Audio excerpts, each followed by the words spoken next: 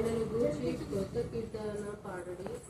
ఆయన దక్షిణ హస్తము, ఆయన పరిశుద్ధ బాహువు ఆయనకు విజయము కలుగజేసి ఉన్నది. యెహోవా తన రక్షణను వెల్లడి చేసి ఉన్నాడు. అన్యజనుల ఎదుట తన నీతిని బయలుపరిచి ఉన్నాడు. ఇశ్రాయేలు సంతతికి తాను చూపిన కృప విశ్వాస్యతలను ఆయన జ్ఞాపకము చేసుకొని ఉన్నాడు. భూదిగంత నివాసులందరూ మన దేవుడు కలుగజేసిన రక్షణను చూచుడి. సర్వజనులారా, యెహోవాను బట్టి ఉత్సహించుడి. ఆర్భాటముతో సంతోషగానము చేయుడి. కీర్తనలు పాడుడి. సితారా స్వరముతో యెహోవాకు స్తోత్ర గీతములు పాడుడి. సితారా తీసుకుని సంగీత స్వరముతో గానము చేయుడి.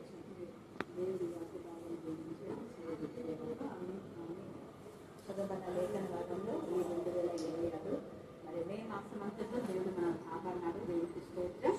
మరి యొక్క జూన్ మాసంలో మొదటి దినము దేవుడు ఇచ్చేటటువంటి వాగ్దానము యెహోవా ఆశ్చర్యకరంగా చేసి ఉన్నాడు.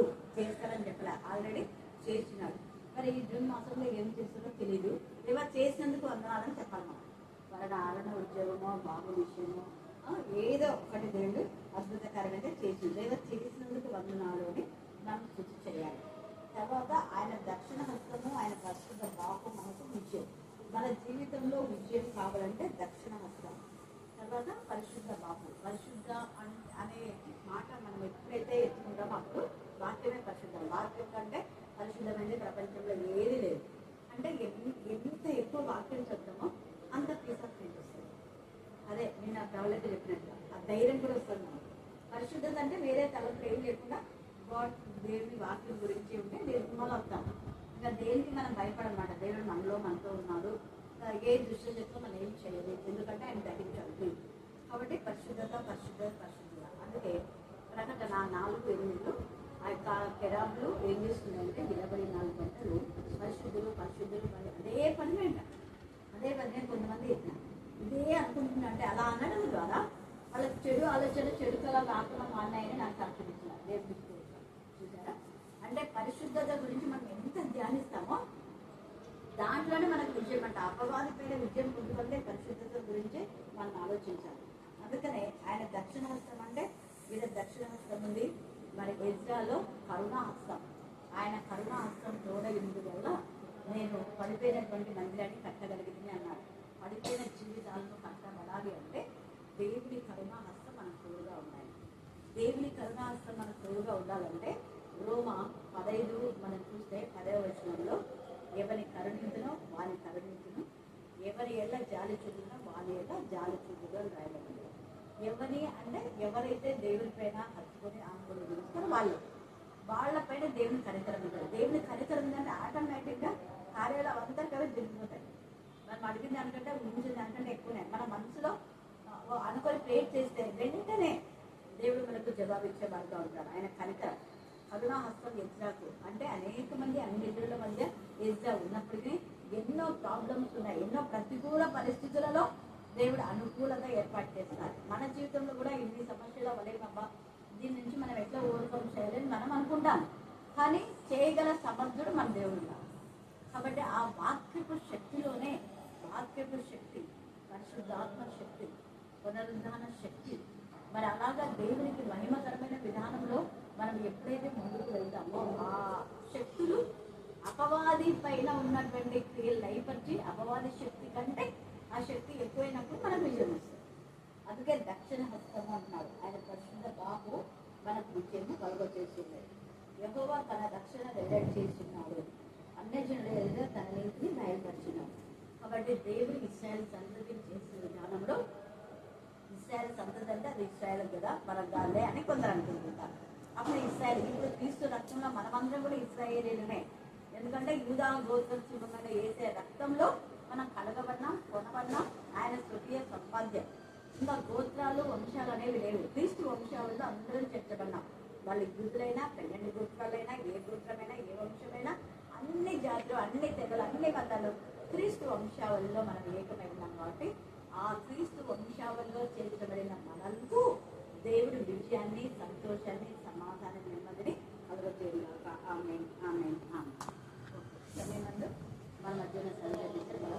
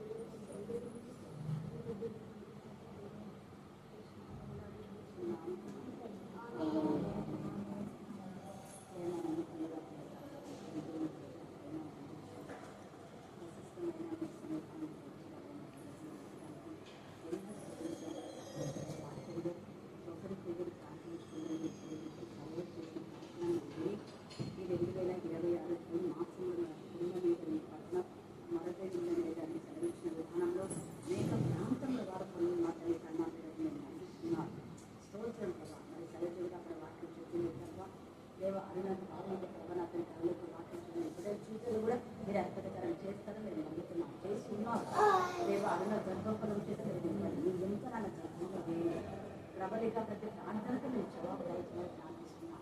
ఎల్లప్పుడూ భార్యభర్తలు ఏకాత్మ ఐక్యమైన సేకరణ దయచేయండి. అన్నకు సరజకు ఏకాత్మ ఐక్యమైన సేకరణ దయచేయండి. సురేష్కి ఇచ్చే స్వస్థత ఎంత స్థితించండి కాబట్టి లేదా నా ప్రభు నా చిన్న కుమారి విషయంలో కూడా మీరు అద్భుతకరం చేస్తున్నారు. అందుకు నేను స్థితిస్తున్నాను. అన్నకు నేను సౌలభ్యాన్ని ఇస్తున్నారు, అందుకు నేను చేసి ఉన్నాడు అన్నారు. ప్రభా నాకు ఉద్యోగం దయచేయండి. గవర్నమెంట్ జాబ్లపై ఎంత సంకరించండి, దయచేయండి, పిల్లలందరినీ జ్ఞానాత్మకంగా శాస్త్రంలో గురించి నేను భక్తులను ఆశ్రయించి జీవించడానికి వాళ్ళ వయసులోనే మీ పైన ఆధారపడే దేవా సంకరించండి, ముఖ్యంగా సజీవంగా మీ జ్ఞానం నడిపించి మేలు చేయటం మా చేతులు నడుపుతుంది. దాని ప్రజల దగ్గర కూడా నిర్సరించారు. ఒక కాపుగా సహకరించి నిలిపడి రాజ్యాలు అరణ ఉద్యోగ విషయంలో కూడా సాధ్యమైన ప్రయత్నించడానికి మీకు రూపాంతరాన్ని దయచేయాలని ప్రార్థిస్తున్నాను. దేవా మీరు మీరే న్యాయపరచడానికి ప్రార్థిస్తున్నాం. ప్రతి కుటుంబంలో మీ కనికరంతో మీరు నిలిపండి. మరలా మేము కరెంట్ వరకు మీ సన్నిధాన్ని పూర్తిగా ఉంచండి. బిడ్డనిచ్చిన ప్రేమ అటు మీ ఇంట్లో నుంచి వారు ఇచ్చినట్టు వస్త్రాలు, ఆహార పదార్థాలు, కానుక, ఫలంలో ప్రతిదీ ఇంపైన శ్వాసంలో మీరు ఆగ్రహించి తిరిగి మీరు వారికి రక్షణ వస్త్రాలు, శుద్ధి వస్త్రాలు, మహిళ వస్త్రాలు, డబల్ వస్త్రాలు, ఆనంద వస్త్రాలు, సంతోష వస్త్రాలతో అనుకరించండి. కృప దయచేయండి, కృప దయచేయండి, కృప దయచేయండి, కృప దయచేయండి, కృప కుమ్మరింపచేయండి. నా దేశాన్ని ప్రారంభిస్తున్నాం. ఆమేన్, ఆమేన్, ఆమేన్. పరలోకం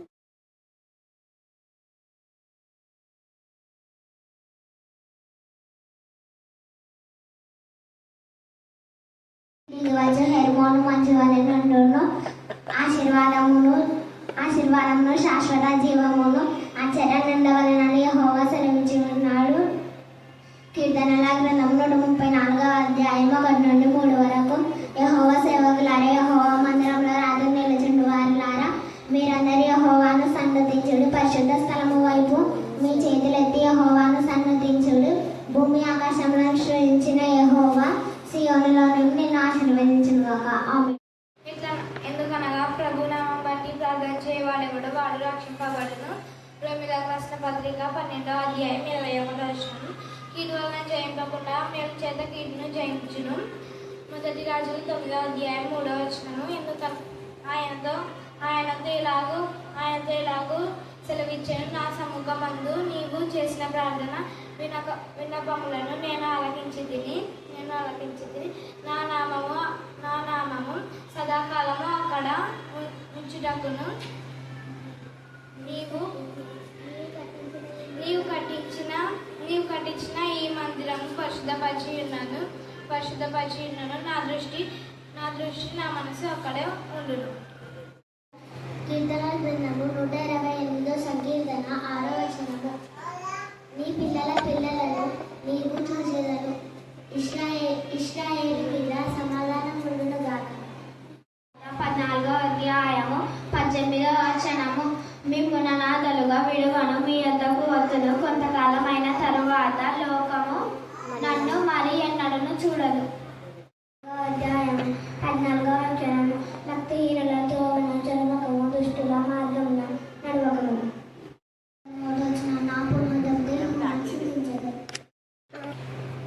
దావీదు రాసిన కీర్తన 32వ అధ్యాయము 7వ వచనము.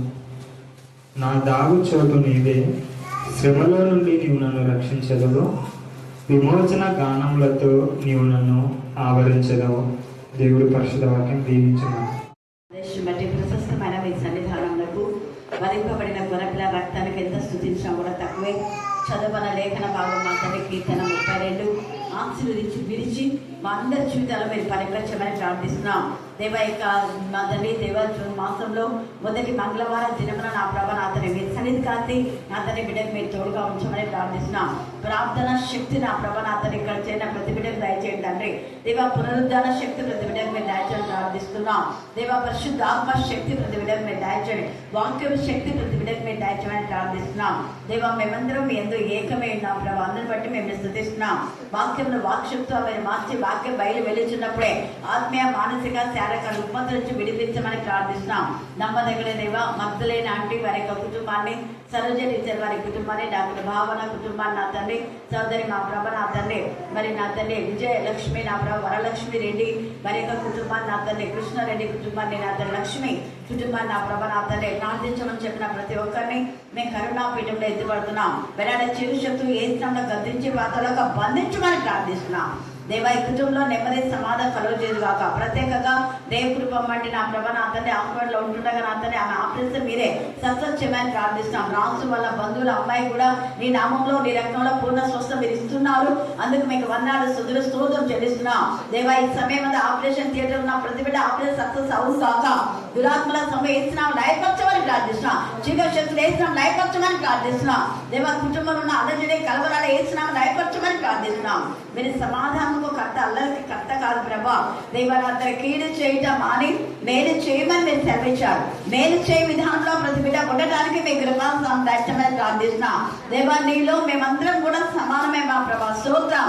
రాజులనే యాజకుంలో మమ్మల్ని చేర్చాలని మీరు కాల్చిన ప్రశస్తమైన రక్తాన్ని బట్టి మీకు వందనాలు చెల్లిస్తున్నాను. దేవా మీ రక్తంతో ప్రతి బిడ్డను మరించారి నా ప్రభా కడుగండి, శుద్ధి చేయండి. మీ నామంలో మీ రక్తంలో సీలు వేయమని ప్రార్థిస్తున్నాం. మీ ముఖకాంతి ప్రకాశింపమని ప్రార్థిస్తున్నాం. మీ నెమ్మది కాపుదల దయచేయగాక. ఈ రోజు ఎంతమంది wedding day, birthday, house dedication నా ప్రభా దేవ కుటుంబ ఫ్యామిలీ మా తండ్రి దేవ ఆశీర్వాద కుటుంబంలో ఎక్కడైతే నా తండ్రి నీ నామం పేట నా ప్రభా ఇలాగ నా తండ్రి ఇద్దరు లేక ముగ్గురు కూడా అక్కడ నేను ఉంటానన్నారు. మీరుండి ప్రతి బిడ్డ మీరు ఆశ్రయించమని ప్రార్థిస్తున్నాం. మనుషాత్మ అపవిత్రాత్మ వేసినందుకు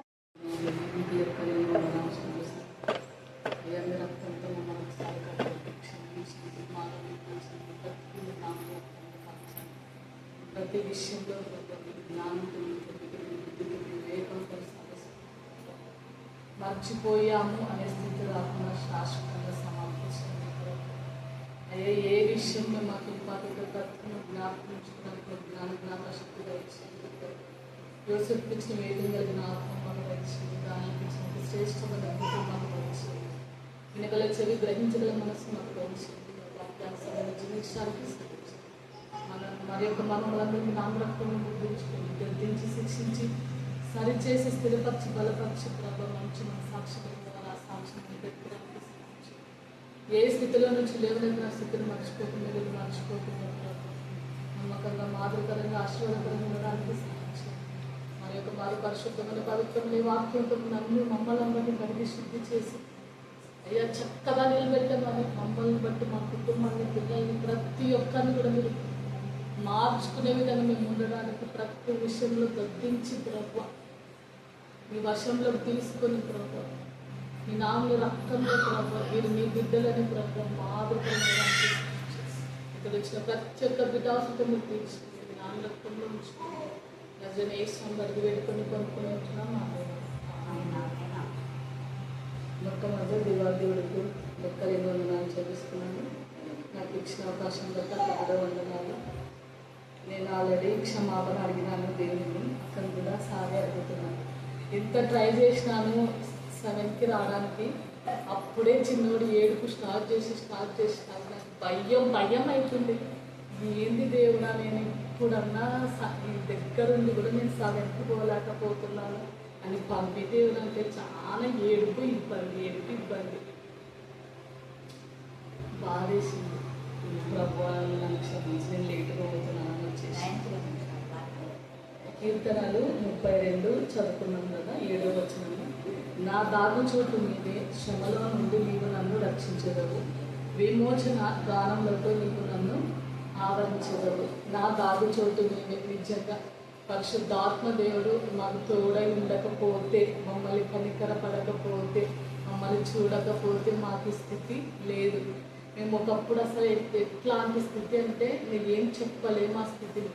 అయితే ఈ ఎట్లా దాగు చోటు దేవుడు అంటే, మే మాసంలో వారానికి ఒకసారి వచ్చినాను. ఏమైందంటే సడన్గా ఒక వారము నేను పోలేదన్నమాట. ఊరికి వెళ్దామని, ఎందుకో అది నేను అనుకోకుండా చేసినాను, ఏమో నాకు అర్థం కాలేదు. చర్చికి పోయినా, ఊరికి తీసుకెళ్తాడు నన్ను అని. మళ్ళీ ఈయన ఫస్ట్ సెషన్కి వెళ్తాడు, నేను కూడా ఫస్ట్ సెషన్కి వెళ్ళాలని చర్చికి పోయినాను. ఫస్ట్ సెషన్లో ఉంటే వచ్చిన తర్వాత ఊరికి వెళ్ళాను. ఎక్కడికి పోతాము అని అన్నాడు. అవునులే ప్రభా, నాకు బాగా బుద్ధి వచ్చిందిలే, అక్కడి దగ్గరకు పోవాల్సిన దాన్ని అనవసరంగా ఇక్కడికి వచ్చి తిట్లు తిన్నాను అని ఆ మే నెల వారం వచ్చినందుకు నాకు ఎంత బాధ అంటే చెప్పలేనంత బాధ. ఒకటే బాధ, మా పిల్లల బాధ, మా అమ్మ బాధ, ఇద్దరు నా మీదనే. ఏం మాట్లాడాలో అర్థమవుతలేదు, ఏం చెప్పాలో అర్థమవుతలేదు. భయంకరమైన బాధ, మాటలు, కోపము మా ముగ్గురికి ఇవే రిపీట్ అవుతున్నాయి. ఇద్దరు పిల్లలు పోతే నేను పోతే మా అమ్మ పోతే మా చెల్లెలు. నాకు ఏం అర్థమవుతలేదు. సావాసం దేవుడు నాకు చెప్పినారు, నువ్వు సోమవారం పోవని. నేనే పోకుండా అనవసరంగా తప్పు చేసిన, సండే పోయిన దేవుడు అని తప్పు చేసినాను. ఇంకా నేను భరించలేను, ఆ శ్రమ భరించలేను. అది నాకైతే నా ప్రాణం కళ్ళడిల్లిపోయింది. ఎంత చేయలే ప్రభా, అనవసరంగా సమాసానికి బొమ్మన్నావు, చర్చికి వచ్చిన ఇంకా ఎక్కువైంది నాకు బాధ. మామూలుగా ఉన్నదానికంటే ఆ వారానికి అయితే ఇంకా భయంకరమైన బాధ. నాకు గుర్తు చేసినాను, నువ్వు అక్క దగ్గరికి పో మండే అని. నేను తప్పు చేసినాను ప్రభా, వద్దు నాయన, చర్చికి ఫస్ట్ సెషన్కి పోను, లేట్ అయినా పర్లేదు, అక్క నన్ను వాక్యం విన్నాను కన్నా రండమ్మా అని ఎవరికో చెప్పింది. నేను అది విన్నా. లేట్ అయినా పర్లేదు, వాక్యం మనకు సర్లే ప్రభా, లేట్ అయినా పర్లేదు, నేను వాక్యం కోసం అన్న విని ఎవరికి చెప్పకుండా అయినా సరే ఆమె ననక ముందు నేను పోతలే ప్రభా అనుకొని వచ్చిన. ఎప్పుడైతే వచ్చినానో సండే మండే నాకు ఆ బాధ, వేదన, రోదన, గొడవ, ఇరుగు, ఇబ్బంది, ఆ నెల మొత్తం భరించలేని బాధ ఎక్కడికైతే వచ్చినానో నేను అడగక ముందే పోయింది. చూడు, మా అమ్మ నోరు మూసుకోదు, మా పిల్లలు నోరు మూస్తున్నాను, నేను నోరు మూసుకున్నాను, మా చెల్లెలు నోరు మూసుకున్నాను. ఏంది దేవుడా, నేను వారం వచ్చిన దాన్ని బట్టి నేను ఎలాంటి ఇంత గొడవ, ఇంత శోధన, నాకు బాగా బుద్ధి చెప్పినావులే, రమ్మంటే నువ్వు మండే వచ్చలేవు కదా అని అంత బాధపడినాను. నన్ను క్షమించు ప్రభా, కనీసం మెసేజ్ దానికైనా నేను వస్తాను, కానీ సమయంకి రావడానికి ప్రయత్నం చేస్తాను అనుకున్నాను.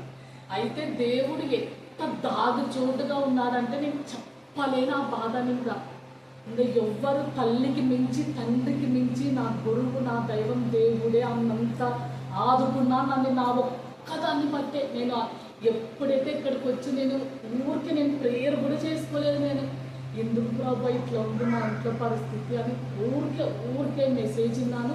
నేను బాధ అయితే వస్తుందని నేను ప్రేయర్ చేసుకోలేదు, అసలు నోటికి రావట్లేదు. నేను తప్పు చేసినా కదా, ప్రేయర్ సహవాసానికి పొమ్మంటే రానందుకని ఇంకా మౌనంగా ఉండి లోపల బాధపడుతుంటే అక్క మెసేజ్ విన్నాక ఇంకా ఇంటికి పోతున్నానబ్బా మెసేజ్ అయిపోయిందని వచ్చి చూసినానో లేదో మా ఇంట్లో ఇంకా ఫస్ట్ నేను ప్రేయర్కి వచ్చినప్పుడు సమయం ఇచ్చిన నెమ్మది అట్ట వచ్చేసింది. ఆ నెమ్మది, ఆ సమాధానం, ఆ ప్రేమ, ఆ ఓపిక మాకు అందరికీ వచ్చేసినాయి. ఎక్కడ లేని సంతోషం, ఎక్కడ లేని సమాధానం, ఎక్కడ లేని ఓపిక. పిల్లలు నోరు వస్తున్నారు, మాకు నెమ్మది, సమాధానం. ఏది దేవుడా ఇంత అద్భుతం చేస్తావనుకోలేదు. నేను సహవాసం మీకు కొట్టినందుకు నీ మాట వినలేదు కదా, నేను చాలా బాగా తొందరపడి లేట్ వచ్చినా పర్లేదు, దేవుడికి క్షమాపణ అడగండి, వాక్యం అన్న ఇరిపోండి. అంత బాధ ఉంటుందని చెప్తున్నాను. పిల్లల నుంచి భర్త దూరం ఉన్నాడు కాబట్టి సరిపోయింది. ఎప్పుడైనా మనకు తెలియదు కానీ దేవుడైతే తప్పించినాడు. అంటే అంత నెమ్మది, అంత సమాధానం, ఎంత శోధన అంటే విజృంభించిందన్నమాట పిల్లల విషయంలో, నా విషయంలో. అంతే దేవుడు నాకు బాగా దాగు చోటు ఎక్కడికి వచ్చినందుకే మరి నేను ప్రేయర్ కూడా చేయలేను. మా పరిస్థితి ఇట్లా ఉంది ప్రభు, నేను ఇంత పెద్ద తప్పు చేసినా అది ఒక్కటి కోరుకున్నాను, వాక్యం విని వెళ్ళిపోయినాను, సమస్తము సమాప్తి చేసినాడు. అది దేవుడు నాకు దాగు చోటుగా ఉన్నాడు. ఆ శ్రమ అంటే నేను చెప్పుకోలేని శ్రమ. దేవుడు ఆ శ్రమ నుంచి నన్ను రక్షించినాడు.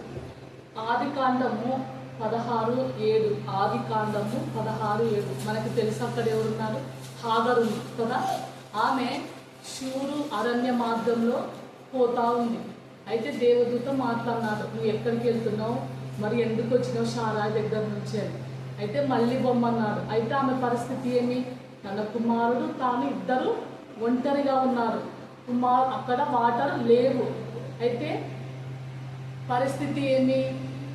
కుమారుణ్ణి చూసుకోలేదు, ఆమె చూసుకోలేదు.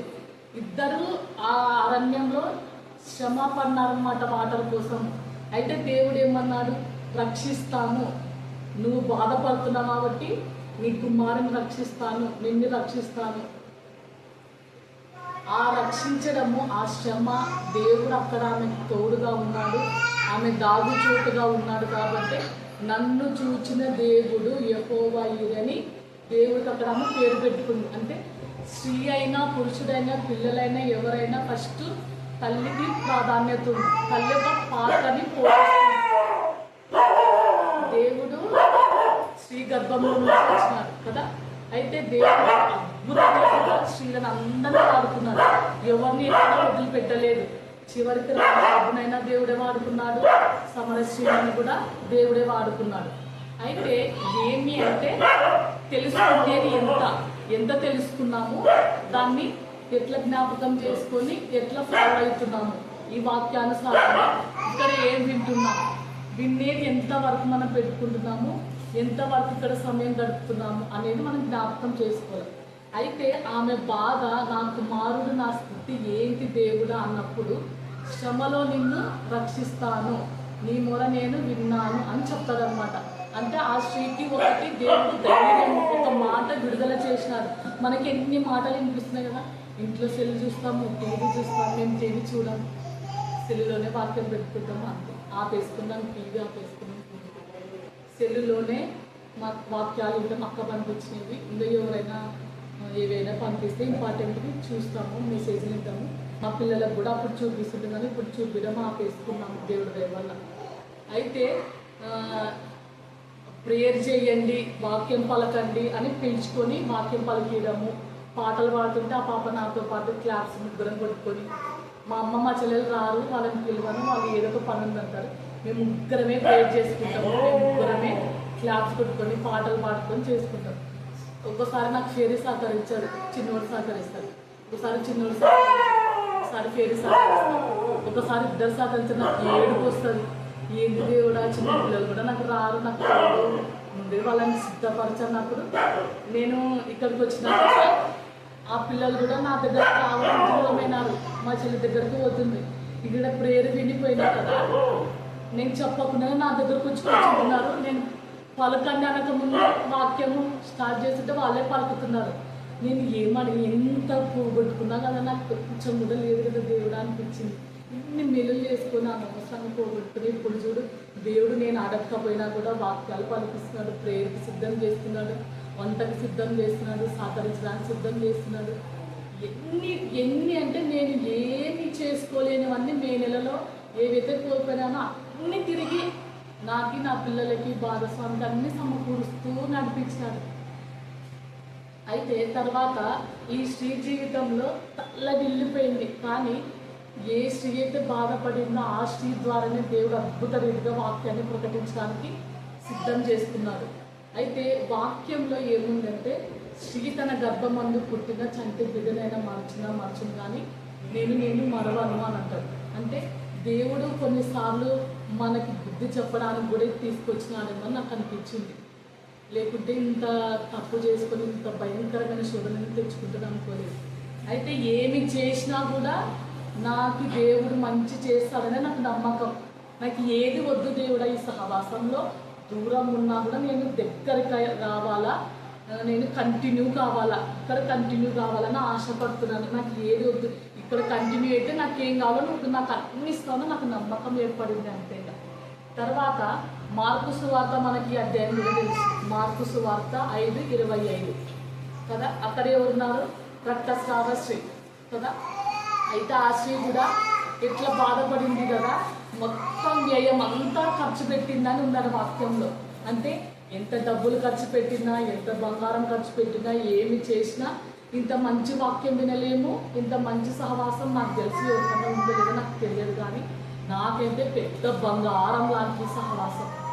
నాకు ఆస్తి ఉన్నా లేకపోయినా నాకైతే ఒకసారి నాకు ఎవ్వరు అవసరం లేదు ప్రభా, ఇది ఒక్కటి ఉంటే చాలు అనిపిస్తుంది కొన్నిసార్లు.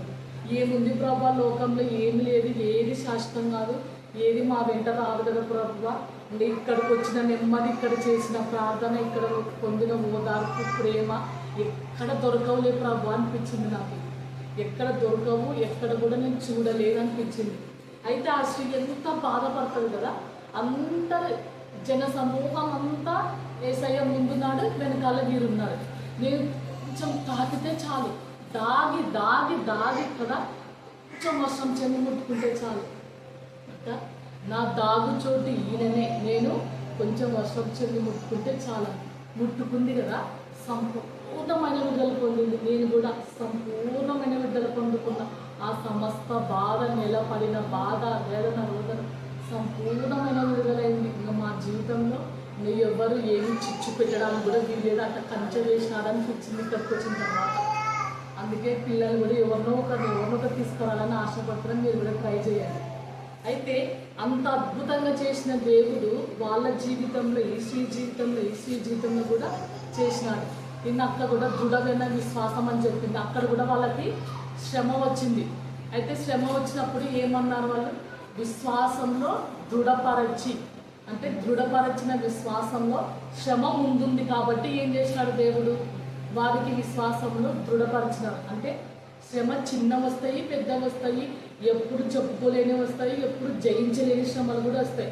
అసలు నేను అనుకోలేదు ఈ శ్రమ అనుకునే పరిస్థితి కూడా వస్తుంది. ఎప్పుడు ఏమవుతుందో కూడా తెలియదు కదా. ఇప్పుడు ఒక్క సెకండ్, ఒక్క నిమిషం ఉన్న సంతోషము ఇంకొక సెకండ్ ఉండదు. అటువంటి భయంకరమైన పరిస్థితి. అట్లాంటి దేవుడు మా అమ్మ నోడు ముట్టించినాడు, నా నోడు ముట్టించినాడు. మా అక్క వచ్చింది, మా అక్క నేను పెళ్ళికని వచ్చినాము. ఇక్కడికి రావాలని ఇద్దరం ఆశపడినాము. సడన్గా పిల్లల నుంచి రాకుండా ఆపేసినాము. మా అక్క కూడా వచ్చి బాధపడిపోయింది, మా అమ్మ తిట్టింది. ఇద్దరము ప్రేయర్కి వద్దాం అనుకొని నేను కొట్టాను కదా ప్రభా, ఇప్పుడు ఇద్దరికి ఇదే శిక్ష అని మా అక్క బాధపడుకుంటూ పోయింది. ఇప్పుడు మా అక్క గుర్తు చేసుకోవాలి, సహవాసానికి వస్తానని చెప్పి ఇద్దరం వస్తామని చెప్పి ఇద్దరం ఎదురుద్దానికి నాకు శిక్ష పడింది. నేను వచ్చినాను, ఇప్పుడు మా అక్క కూడా రావాలని నేను ఆశపడుతున్నాను. ఎందుకంటే దేవుడు మళ్ళీ వాళ్ళ భర్తతో తిట్టిపించుకొని బాధపడింది కాబట్టి మళ్ళీ రావాలా సెకండ్ సాటర్డే నేను ఆశపడుతున్నాను. దేవుడు బ్యాగ్ తీసుకొని పోకుండా ఇక్కడే పెట్టించినాడు. అందుకే సెకండ్ సాటర్డే రావాలా, మా అక్కతో రావాలని నేను ఆశపడుతున్నాను. బాగా తీసుకుపోకుండా చేసినాను. దేవుడు బ్యాగ్ కోసమన్నా వస్తుంది. పెద్ద లగేజ్ బ్యాగ్ ఇక్కడే పెట్టింది, మా బావ తీసుకుపోలేదు. దేవుడు మా అక్క రావాలా సెకండ్ సాటర్డే కన్నా మేము ఎదుగుతాం కదా, ఇక్కడికి రావాలా, మళ్ళీ మా అక్క బలపడాలా, మా బావ బలపడాలా, వాళ్ళ ఆయన కూడా మారాలని నేను ఆశపడుతున్నాను. దేవుడు మంచి పని చేశాడనిపించింది. అయితే దేవుడు మనల్ని శ్రమలో నుంచి తప్పించినప్పుడు మనం ఏం చేస్తామంటే, విమోచన గానములతో నీవు నన్ను ఆవరించేదావు. దేవుడు ఎప్పుడైతే ఆయన నా దాగుచోటు ఆయనే పాట ఉంది కదా, ఓ సన్న పాట, ఆరణ్య యాత్రలోన నా దాగుచోటు నీవే అని ఆ పాట ఉంది కదా. అంటే ఎట్లా దేవుడు అరణ్య పరిస్థితి అయినా సరే, సంతోష పరిస్థితి అయినా, దుఃఖమైన ఏదైనా, ఎక్కడున్నా, బయట ఉన్నా, లోపలున్నా దేవుడే మనల్ని చూసేది కదా. అయితే అప్పుడు ఇవన్నీ నుంచి తప్పించినప్పుడు మన మైండ్ ఎక్కడికి వస్తుందంటే దేవుడి దగ్గరికే వస్తుంది కదా. ఇవంతటికి సమాప్తి చేసినది ఎవరు అంటే దేవుడిని. మనం ఏం చేస్తాము అంటే, దేవుడా మాకు ఇంత సమాధానం ఇచ్చినాడు, ఇంత నెమ్మది ఇచ్చినాడు, అంతనికి వేణోలుగా స్థుతులు స్తోత్రాలు అని ఏం చేస్తాము, సంతోషంతో స్థుతి చెల్లిస్తాము, పాటలు పాడతాము, ఆనందిస్తాము, వేరే వాళ్ళతో షేర్. అక్క ఇక్కడ చెప్పినవి ఉన్నాయి కదా, నేను రాలేదు కదా, కానీ ఏం చేశానంటే మీరు వేరే వాళ్ళకి షేర్ చేస్తే అది ఫలిస్తుంది అన్నాను. అక్కడ మా అక్క వాళ్ళ కూతురు ఉన్నారు, రారు ఇక్కడికి అని అక్క చెప్పినవే నేను అక్కడ షేర్ చేసి వచ్చినాను. ఒక 3-4 సార్లు పోయి వాళ్ళ ఇంటికి ఇట్లుండాలా మీరు వినేది ఎంతవరకు షేర్ చేసినారు అని ఉందన్నమాట. అందుకు నేను వాళ్ళకి షేర్ చేసి వాళ్ళ దగ్గర ప్రేయర్ చేసుకొని పరిస్థితులు ఇట్లుంటాయి, పెళ్ళి కాకపోతే ఎట్లా, పెళ్ళి అయితే ఎట్లుంటాయి అని వాక్యంతోనే నా ఎగ్జాంపులే ఇప్పుడు ఎవరికి ఎగ్జాంపుల్ చెప్పలేదు. నా పరిస్థితి ఇట్లా ఉంది, మేము ఇట్లా వచ్చినాము అని అన్ని ఎగ్జాంపుల్ చెప్పి అక్క చెప్పిన వాక్యాలు రెఫరెన్స్ చెప్పి ప్రేయర్ చేసుకొని ఒక 4-5 సార్లు పోయింటా. అట్లా బలపరుచుకున్నాము, నేను బలపడినాను. అయితే ఎప్పుడైతే మనము ఈ పరిస్థితుల నుంచి బాధపడి విడుదల పొందుతామో అప్పుడు మనకి సంతోషం అనేది వస్తుంది. సంతోషంలో ఏం చేస్తాం, చాలే ప్రభు నాకు ఈ సంతోషము అని ఊరికే ఉంటామా? పాస్ అయితేనే, ఒక సమస్య తీరిపోతేనే నా సమస్య తీర్చినాడంటాం. పాస్ అయితే స్వీట్ పంచుకుంటాం, బాబు పుడితే స్వీట్ పంచుకుంటాం కదా. కానీ ఫస్ట్ మాకు ఫేరీ పుట్టినప్పుడు ఆడపిల్ల పుట్టిందని ఫీల్ అవుతుంటారు కదా కొంతమంది. కానీ నేను ముందే స్వీట్ తెచ్చి తీసుకోండి మాకు పాప పుట్టిందని పంచినాడు. నాకు ఆశ్చర్యం వేసింది. ఎవ్వో ప్రభా, బాబు పుట్టింది స్వీట్ పెడతారు కదా, మా ఇంటి దగ్గర ఇతనే చేసినారు, ఈయననేమో బాగా పాప పుట్టిందని సంతోషంగా అందరికీ స్వీట్ పంచినాడు. నిజంగా మంచి మనసు ఇచ్చినాడు దేవుడు అనిపించింది. అంటే దేవుడు స్టార్టింగ్ నుంచి ప్రతి విషయంలో ఏదైనా సరే, ఏది వచ్చినా కూడా కొన్నిసార్లు మా ప్రవ్వా పరిస్థితి బాధపడుతుంది, మనసులో అనుకున్నా సరే తీర్చినాడు. ఇక్కడ ప్రేయర్ రిక్వెస్ట్ ఇచ్చినప్పుడు తీర్చినాడు, ఆపరేషన్ లేకుండా చేసినాడు, ఆపరేషన్ అయిన తర్వాత కూడా చేసినాడు, కొన్ని ఇంట్లో మొరపెట్టినప్పుడు చేసినాడు, ఇక్కడ కన్నీటి ప్రార్థన చేసినప్పుడు చేసినాడు. అంటే ప్రతి విషయంలో అద్భుతము చేస్తూనే ఉన్నాడు. అయితే పౌలు అంటాడు కదా 2 కొరింథీయులు, మేము అపాయంలో ఉన్నాను, ఉపాయం లేని వారము కాము. అంటే ఏదో ఒక సమస్య ఉన్నా కూడా దేవుడు మార్గం చూపిస్తాడు, ఆలోచన ఇస్తాడు. అయితే ఆయనని వీళ్ళని వరకు స్తుతించడానికే ప్రయత్నం చేయాల, ఆయన ఎంతో ఆనందించడానికే ప్రయత్నం చేయాలి. సమస్యలు ఉంటే కొంచెము దేవుని తొమ్మిది కూడా చూడదు కదా.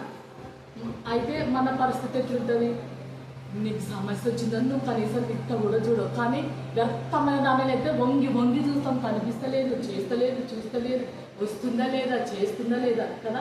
కానీ దేవుడు 24 గంటలు మనల్ని చూస్తుంటాడు. ఎప్పుడు వస్తుందా, ఎప్పుడు చూస్తుందా, ఎప్పుడు నా వైపు చేతులు ఎత్తుతుందా, ఎప్పుడు నా వైపు తల ఎత్తుతుందా. ఇక్కడే ఉన్నదా కీర్తనాలు, ఇక్కడనే దేవుడా నా ఆత్మని నీ దిక్కునకు నేను ఎత్తుకొనుచున్నాను అని. ఆ వాక్యం కూడా నాకు అక్క చెప్పినప్పుడు నేను అక్కతో పాటు మెసేజ్కి పోయినాను కర్నూలులో. ఒక అక్క వాళ్ళ ఇంట్లో మెసేజ్ చెప్పిందనమాట. నేను ఎప్పుడు లేదా మెసేజ్, నీ దిక్కునకు నా ఆత్మని ఎత్తుకొనుచున్నాను, నేను నీ వైపే చూస్తున్నానని. నాకైతే ఆశ్చర్యం వేసింది. మామూలుగా అయితే నాకు 4 దిక్కులు అనుకుని దేవుడికి దిక్కు లేని వారికి నువ్వే దిక్కుని అనుకుంటాం. అయితే ఆత్మని నీ వైపు నీ దిక్కునకు ఎత్తుకొనుచున్నానంటే దానిలో ఉంది కదా, ఆనంద దేశపు దిక్కుని ఏదో ఒకటి ఉంది కదా అని నాకు చాలా సంతోషం వేసింది. అవును ప్రభా, నిజంగా మనుషులు నేను సార్లు చూసినా, తొంగి చూసినా, అడిగినా, చెప్పినా, చేసినా ఎవరు రారు, ఎవరు వినరు, ఏం చెయ్యరు. ఇది నాకు బాగా అర్థమైంది. ఇంకా ఏం చేసినా, ఏం జరిగినా, నువ్వు నాకు ఇచ్చినా లేకపోయినా నీ వైపే చూడాలని నేను అనుకుంటున్నాను. నువ్వు చేసిన మీరు మాత్రం మర్చిపోవద్దు, ఈ సహవాసం మర్చిపోవద్దు. నాకు బాగా బుద్ధి వచ్చింది. దేవుడా లేట్ అయినా సరే నేను వస్తాను, సాధ్యమైనంత నేను వస్తాను, గడుపుతాను. మా అమ్మ నన్ను ఇప్పుడు కూడా నన్ను ఆటంకపరిచింది. ఈరోజు కూడా పోతావా నువ్వు అని. మళ్ళీ నీకేం తెలుసు నా బాధ నాకు తెలుసులే, నువ్వు ఏమన్నాను అక్క రమ్మనిందని నేను మా సంగతి చెప్పి వచ్చేసినాను. మా పిల్లల్ని చూసుకుంటానని చెప్పింది దేవుడి దయ వల్ల. దేవుడు నాకు అన్ని విషయాలను సహకరిస్తూనే ఉన్నాడు. నేనే ఈరోజు లేట్ వచ్చినాను, చాలా బాధ వేసింది. కానీ దేవుడు నా జీవితంలో ఎన్నో మేలులు ఇప్పుడు రావడానికి కూడా దేవుడు దయ్యనే, నిన్న రావడానికి మొన్న రావడానికి కూడా దేవుడు దయ్యనే. కానీ ఆయన దాగు చోటను మాత్రం మర్చిపోవద్దని. నా భర్తలే నాకు సాయం చేస్తాడు, నా పిల్లలే నాకు సాయం చేస్తారు, నా పిల్లలే బంగారు అస్సలు కాదు. చూడండి, మీ పిల్లలు బంగారు కాదు, మీ భర్త బంగారు కాదు. అంతకంటే బంగారు, అంతకంటే విలువైనది దేవుని వాక్యం. మీరు ఏమన్నా అనుకోండి, నేను బాగా దీన్ని రుచి చూచి ఎరిగిన, ఏం కూడా అవసరం లేదు. కనీసం నిజంగా సొంత భాగస్వామి కూడా నేను చెయ్యను అనే రోజులు నేను చూసిన. నేను చెప్పాను నీకు చెయ్యను అనే రోజులు. అందుకే పూర్తిగా దేవుని వైపే చూడాలని కోరుకుంటున్నాను. దేవుడి లేఖన భాగం దీన్ని ఆశీర్వదించుగాక. ఆమె ఆఫీస్లో ఎక్కడైనా కూడా మన దేవుని హత్తుకొని ఆనుకొని జీవించాలి. ఎందుకంటే అప్పుడు ప్రార్థనా సహవాసంలో రెగ్యులర్ వీళ్ళు. ఓకే, చెప్పినా కదా, నేను నిన్న కూడా ప్రేర్ చేసిన. మంజరి మేరీ టీనా కూడా ఉండేది, కానీ ఇప్పుడు ఆత్మీయంగా లేదు, అందుకనే ఇంత సహకరించాను. గుర్తుపెట్టుకోండి, చక్కగా చెప్పింది ఒక పాయింట్. ఎప్పుడైనా ఆత్మీయంగా ఉండే వాళ్ళే మనతో సహకరిస్తారు, ఆత్మీయం లేని వాళ్ళు మనతో సహకరించారు. తర్వాత నేను మా చర్చి ఉంది, మారనాథ్ చర్చి, పోకుండా అంటే అక్కడ మెసేజ్ ఉన్నప్పుడు మాత్రమే పోతాం, మిగతా టైంలో ఫోన్ నేను నాకు మెసేజ్ ఇచ్చినప్పుడు మాత్రమే వెళ్తా. ఎక్కడైనా మెసేజ్ ఉంటే ప్రోగ్రామ్ ఉంటే మాత్రం వెళ్తా, మిగతా టైంలో ఇక్కడ. ఎందుకంటే దేవుడు నాకు ఇచ్చిన సహవాసం ఎప్పుడే మైండ్లో పెట్టుకోండి. దేవుడు ఇచ్చిన సహవాసాన్ని దూరం చేసుకుంటే చాలా చాలా శ్రమలు, వేదనలు, రోదనలు వస్తాయి. కానీ బై ద గాడ్స్ గ్రేస్ ఇంతవరకు సహవాసాన్ని ఎప్పుడు బ్రేక్ చేయకుండా 36 సంవత్సరాలుగా దేవుడు ఇలాగనే నడిపిస్తాడు. జూన్ మాసంలోనే నేను మొదట ఇక్కడికి వచ్చినాను. 1990లో జూన్ మాసంలోనే మొదట ఇక్కడికి వచ్చి ఫస్ట్ మెసేజ్ చర్చిలో చెప్పాను, సుదర్శనమంతులు ఉన్నప్పుడు. ఇంకా ఆ తర్వాత నుంచి ఇప్పటి వరకు దేవుడు ఎక్కడా కూడా బ్రేక్ కాకుండా కృప దయచేస్తున్నారు. మీ జీవితంలో కూడా, మరి మేరీ జీవితంలో కూడా ఎన్ని ఆటంకాలు వచ్చినా బ్రేక్ కాకుండా తను రావడానికి దేవుడు కృప దయచేయను కాక. ఈ సమయం అందు మరి ఇంకా ఎక్కువ ఆధ్యాత్మికంగా బలపడి, ముఖ్యంగా సెకండ్ సాటర్డే దేవుని చిత్తమైతే మంజరి వాక్యం చెప్పినట్టు మీరందరూ కూడా ప్రార్థన చేయండి. నాకు చాలా ఆశ. ఇక్కడ వర్షంలోనే వచ్చినా, నేను చెప్పినా కదా చేస్తాను, వర్షం వస్తుంటే గొడుగు పట్టుకొని మోకాల వరకు నీళ్ళు వచ్చినా కూడా వచ్చింది. అంటే ఎంత ఆసక్తి చూడండి. అది చూస్తాడు దేవుడు. అందుకనే వాళ్ళిద్దరిని చాలా చాలా బ్లెస్ చేశాడు, కుటుంబ పరంగా కానివ్వండి, దేవుని పరంగా కూడా. కాబట్టి మనం దేవుడికి ఫస్ట్ ప్రయత్నిస్తే చాలా, దేవుడు అంటే ఇంకా అసలు ఎంత జీలు ఉండాలంటే అంత భయం ఉండాలి, అంత ఆసక్తి ఉండాలి. అన్నిటికంటే ఎక్కువగా దేవుడిని ప్రేమిస్తే దేవుడు నేను ఎక్కడ ఎక్కలేనంత ఎత్తైన కొండపైకి ఎక్కిస్తాడు. ఈ సమయం అందు సోదరి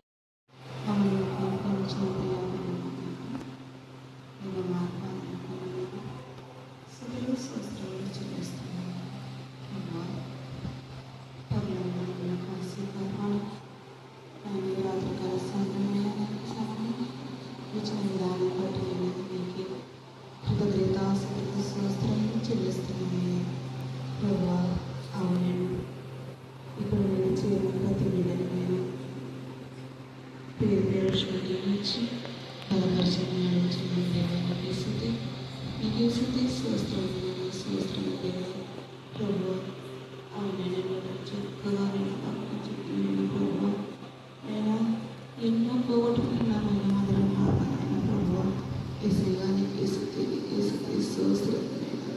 సోస్త్రం నేను అడిగితే ఇస్తాను, వెతుకు దొరుకుతున్న తట్లు తీయమని అడుగుచున్నాను.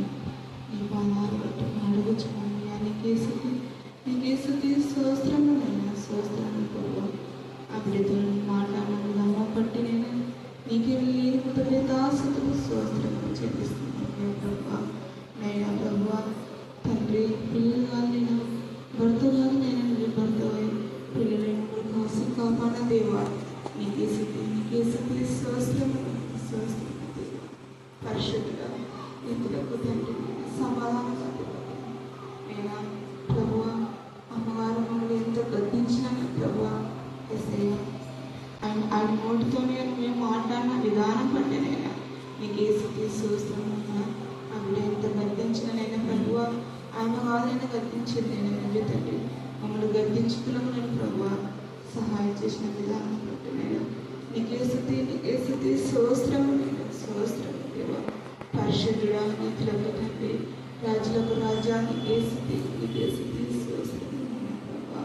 అవునైనా బిడ్డలు చిన్న ఎంతో చక్కగా నేను వాక్యం నేర్చుకుని చెప్తున్నారయ్యా. ఆ బిడ్డలైన ప్రభా ఎవరి కాలం